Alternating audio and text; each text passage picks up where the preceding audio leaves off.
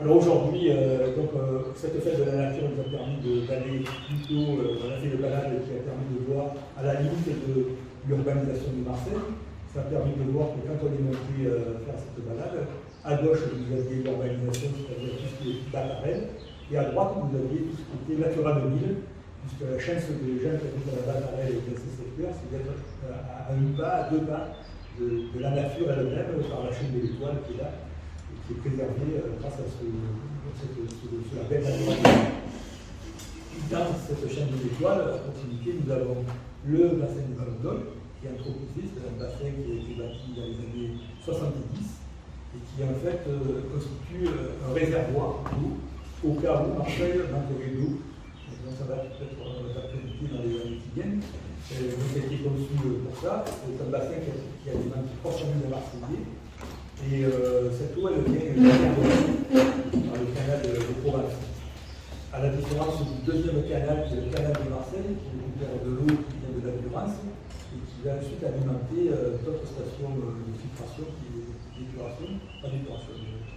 de potabilisation, celle de Sainte-Marthe qui est ici, et puis celle aussi qui est à Saint-Barthélemy et au niveau des Chutes-de-la-Vie. Ça, ces trois-là sont alimentés par le canal de Marseille, 700 000 habitants qui sont alimentés par ça. Et le bassin de Valondoles, c'est 300 000 Marseillais. Et les riverains, c'est-à-dire il y a le Pen Mirabeau, il y a Septième, il y a plein de Puc à l'eau, et tous les quartiers nord de Marseille qui sont alimentés par le bassin de Valondoles. Donc,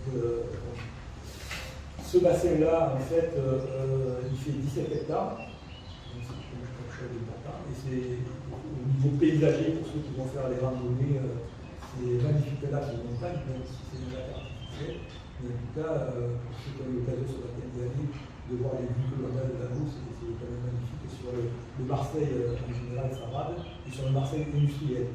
Parce qu'en fait, dessous, ce bassin, toute cette zone-là de l'école, c'est toutes les industries de Marseille, 15e, 16e, qui se voient parfaitement de là-haut. Et je vais faire le lien après, ce que vous direz, avec tout ce qu'on voit, toutes les industries qui sont en bas, tous les bâtiments avec des magnifiques toits, des hangars, des parkings, des voiries, des autoroutes. Voilà, il y a de quoi faire, c'est mettre des panneaux photovoltaïques.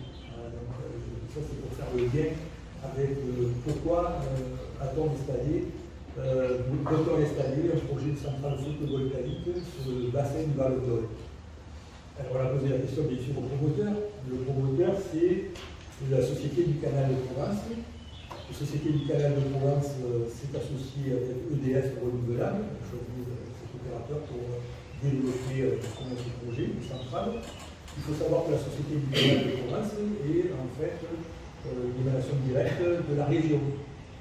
CACA, qui est propriétaire du canal et du bassin lui-même.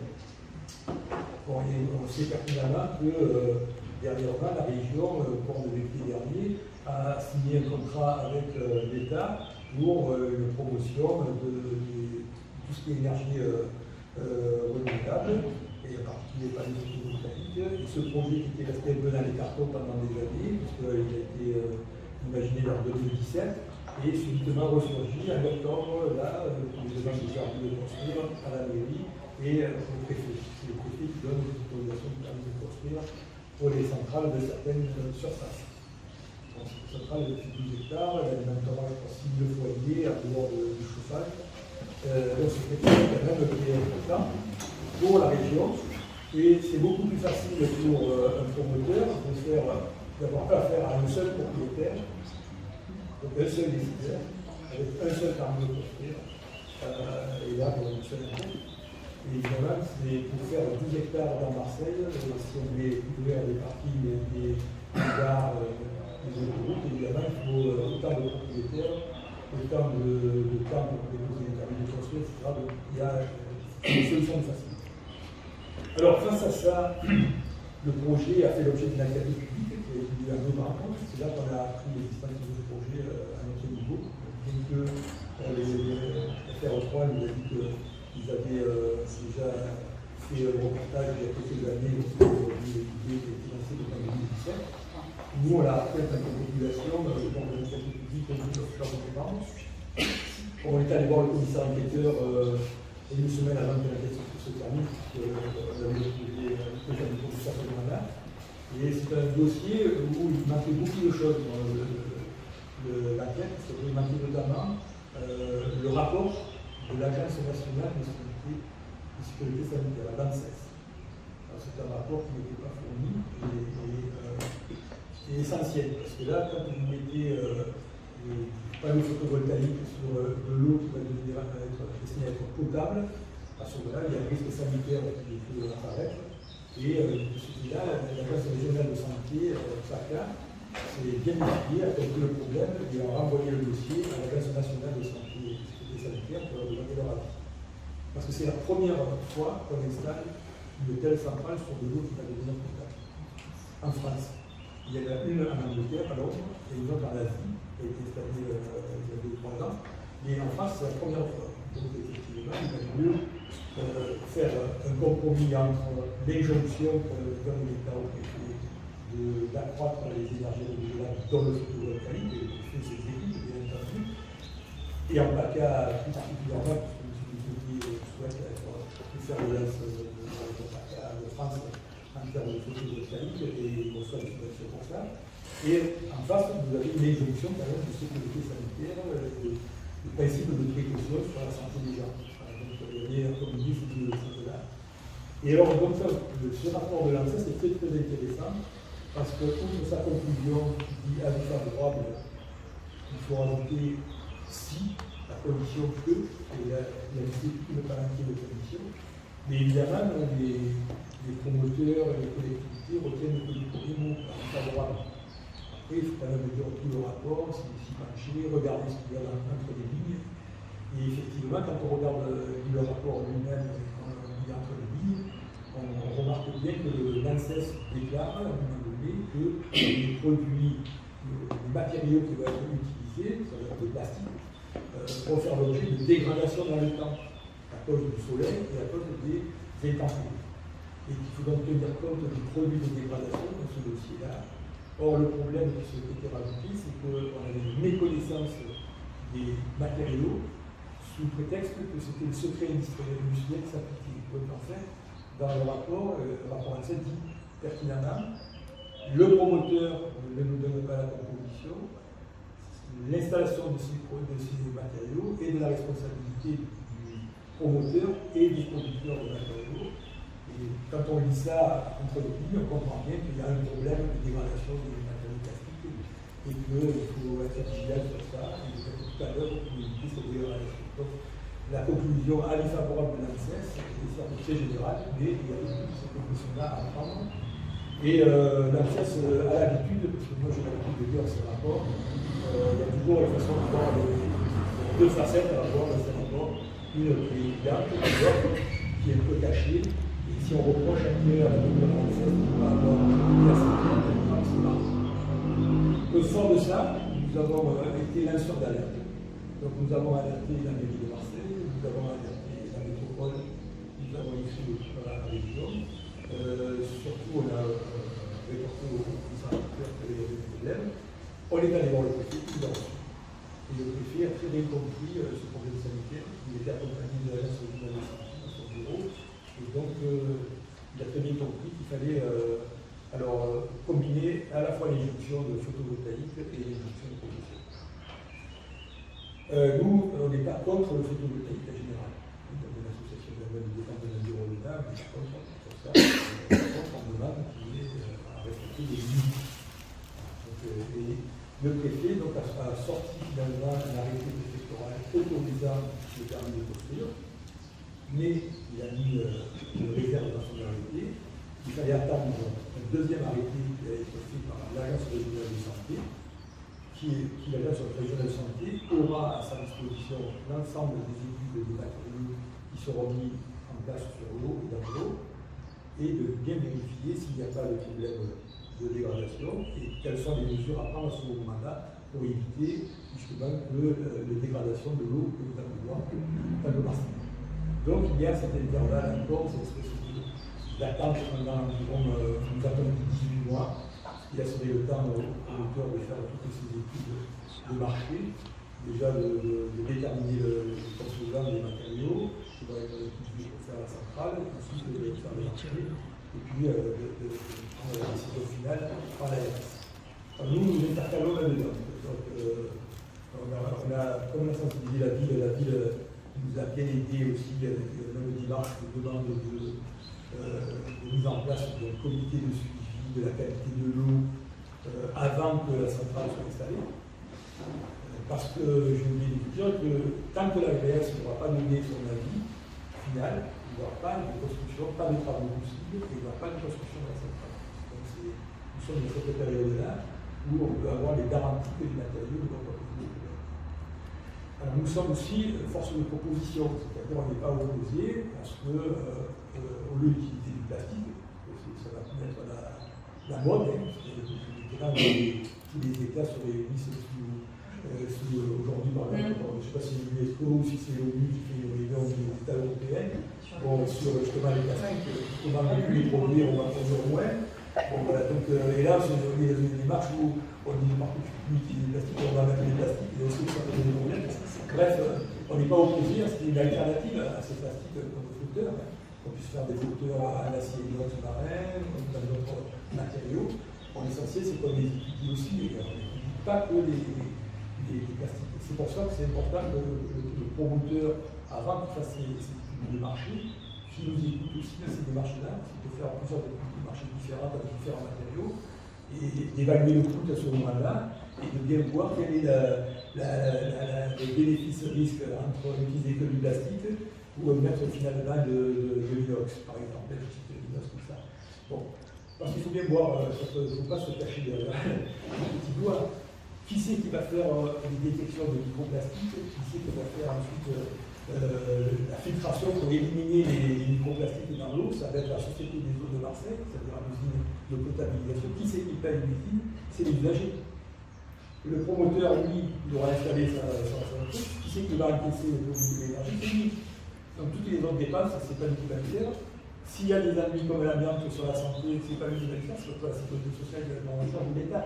Donc à la limite, dans ce dossier-là, il n'y a pas que l'équilibre immédiat à avoir, il y a tout cet équilibre, tous ces problèmes à avoir, et de faire vraiment un vrai calcul d'impact sanitaire et financier réel et transparent. Voilà. Parce que jusqu'à maintenant, on n'a pas du tout cette transparence. Alors Madame la Justice, il y a une réunion qu'on a faite publique avec les promoteurs, c'était le 1er avril, c'est pas le poisson d'avril, mais c'est le 1er avril, ils sont venus le samedi, ils ont bien entendu ce qu'on souhaitait, donc y compris les collectivités, monter en marchant quand même la métropole, et voilà, et la région, ça a été expliqué. J'ai souhaité que le canal de Provence soit pour répondre aux questions, parce que ce n'est pas à moi de répondre à la place du canal de Provence. Tout à fait. Donc ils sont venus, les promoteurs sont venus, ils ont répondu aux questions de l'Assemblée, ils sont bien rendus compte que le problème sanitaire est un problème important. Il ne faut pas oublier l'adhésion des membres. Et deuxièmement, c'était aussi le fait que c'est un projet expérimental de première France et qu'il fallait qu'il réussisse. Donc pour le réussir, il fallait mettre toutes les conditions de sécurité sanitaire en jeu pour que, on le sait très bien, quand un projet produit, c'est la fois, après il y a des petits morts. Donc c'est pas le seul bassin qui va servir à de l'eau potable, il y en a d'autres. Dans la région, il y en a. Hein. Vous avez le Réactor, vous avez le Cadas, vous avez plein qui est déjà. Et on sait très bien que si celui-là va se faire, il y en aura d'autres qui se font. Après, on a surtout aussi insisté sur le fait de l'urgence. Est-ce qu'il faut attendre, il ne faut pas attendre finalement de développer ça, le temps de toutes ces études. Et si vraiment il y a trop de risques, une mauvaise acceptation, est-ce qu'il n'y a pas mieux intérêt de développer ce photovoltaïque sur plein d'autres endroits qui sont déjà acceptables et acceptés par la population pour qu'on y mette des moyens à la fois humains, à la fois financiers et la volonté de couvrir ce qui est déjà bâti ailleurs. Donc voilà, donc on en est là. Ce qu'on a pu obtenir donc après cette réunion du 1er avril et d'autres réunions qu'on a faites avec le promoteur, c'est de mettre en place donc finalement un comité de suivi de la qualité de l'eau en toute transparence pour que ce projet se fasse dans les meilleures conditions et se fasse. Voilà. Parce que les promoteurs ont bien senti qu'on était opposés. Nous, on était prêts à aller en contentieux, parce qu'en tant qu'association, on peut demander l'annulation des arrêtés préfectoraux, Le premier du préfet, on ne l'a pas fait parce qu'on savait qu'on avait un deuxième qui était un garde fou qui va être un arrêté préfectoral suite à la décision de l'ARS qui va venir. Donc si cet arrêté de l'ARS va venir et qu'il a vraiment pris en compte nos observations, ben, nous on ne contestera pas. L'idée c'est de travailler en amont, justement, en concertation, pour que ce projet change de nature en termes de plastique. Voilà. Parce que jusqu'à maintenant, tous les plastiques qui existent dans la nature et qui sont fabriqués, à mon avis, ils se dégradent tous. Donc, soit ils vont s'obstiner à mettre des plastiques en nous démontrant qu'il n'y a pas de problème, soit ils changent carrément de type de flotteur, de matériaux, ils se font soumettre à la limite dans ce cas-là. À partir du moment où on est sûr que c'est inerte, qu'il n'y a pas de souci sur la santé, évidemment, on n'aura aucune raison d'attaquer le deuxième arrêté préfectoral. Dans la mesure où on alliera notre idée de développement du photovoltaïque et en même temps de la sécurité sanitaire. Donc aujourd'hui, on en est à ce qu'il y a une lettre le 24 avril qui a été faite par l'EDF et par la Société du Canal de Provence à l'ARS, en demandant justement la création de ce comité, en demandant à l'ARS s'ils veulent bien le piloter. Bon, on verra parce que l'ARS, des fois, ils ont beaucoup de boulot, des fois, ils ne veulent pas piloter, mais enfin, ça n'empêche pas. Je n'ai pas la réponse de l'ARS. Je pense que ce sera le préfet. Moi, j'ai eu l'ARS hier. Oui. J'ai eu M. de Beaumont, oui. que je secoue un peu. J'ai une méthode orangina assez efficace. C'est vrai que les agences de l'État, pour les citoyens, la réponse a l'air toujours un peu trop longue. Même moi, nouvel élu, c'est un peu frustrant, mais c'est leur process. Hein, c'est pas des manières obligatoires, c'est qu'ils sont d'abord pas assez nombreux pour répondre à toutes les demandes. Donc il est bien en train de travailler avec le préfet sur l'arrêté que tu as expliqué. Donc c'est en cours, mais évidemment, moi ce que j'ai demandé, c'est qu'il y ait des réunions avant que l'arrêté soit promulgué, sinon après on ne discute plus de rien. Voilà, donc ça c'est acté. Je l'ai lu par écrit, par mail, je l'ai lu au téléphone, donc je pense que là-dessus on est tous rassurés. Et bien évidemment, moi j'ai demandé à soit une réunion en préfecture, comme je sollicite souvent sur d'autres sujets de santé environnementale, et en général la préfecture répond toujours positivement. Donc je pense que la prochaine réunion c'est soit à la mairie, ce sera un grand plaisir, soit en préfecture avec l'ensemble des acteurs. Et de ce côté-là, je suis rassurée. Alors, tu as parlé du classique, bien sûr, c'est le sujet de la réunion du jour, mais moi j'avais soulevé une question. Ils l'ont évoqué l'autre fois, c'était.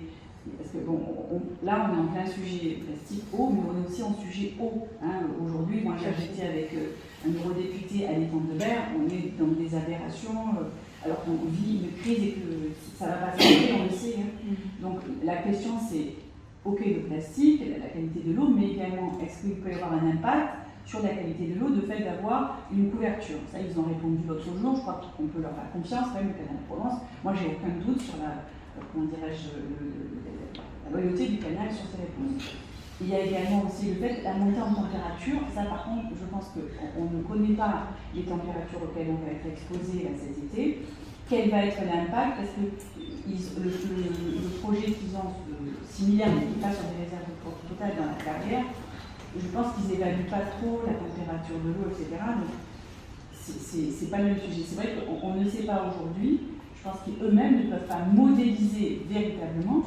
Donc, il faudra aussi être vigilant, pas que sur la question des flotteurs, mais qu'est-ce que ça peut avoir comme impact sur l'eau et sur l'évaporation. Alors, évidemment, là, on pourrait dire comme ça qu'éventuellement, ça va être une solution contre l'évaporation, si tant est que la montée en température des structures à la surface ne le fasse pas, au contraire. Donc il n'y a pas que ce sujet-là, il y a d'autres sujets. Et maintenant, les sujets relatifs à l'eau doivent se regarder vraiment à la loupe, parce qu'on ne va plus avoir le luxe de ne pas s'y atteler tous. Hein. C'est vraiment les enjeux de demain. Donc de ce côté-là, ils ne peuvent pas avoir, je pense que le préfet, c'est quand même la parole de l'État. On ne peut pas d'un côté nous dire qu'il y a un plan eau, il y a les crises de l'eau, et que tous les moyens soient mis sur la table. Et de ce côté-là, je pense que ce qui va nous aider dans ce sujet, c'est qu'aujourd'hui, la question de l'eau, elle ne peut plus être traitée comme ça, entre deux. Donc, ce qui nous aide, c'est ça.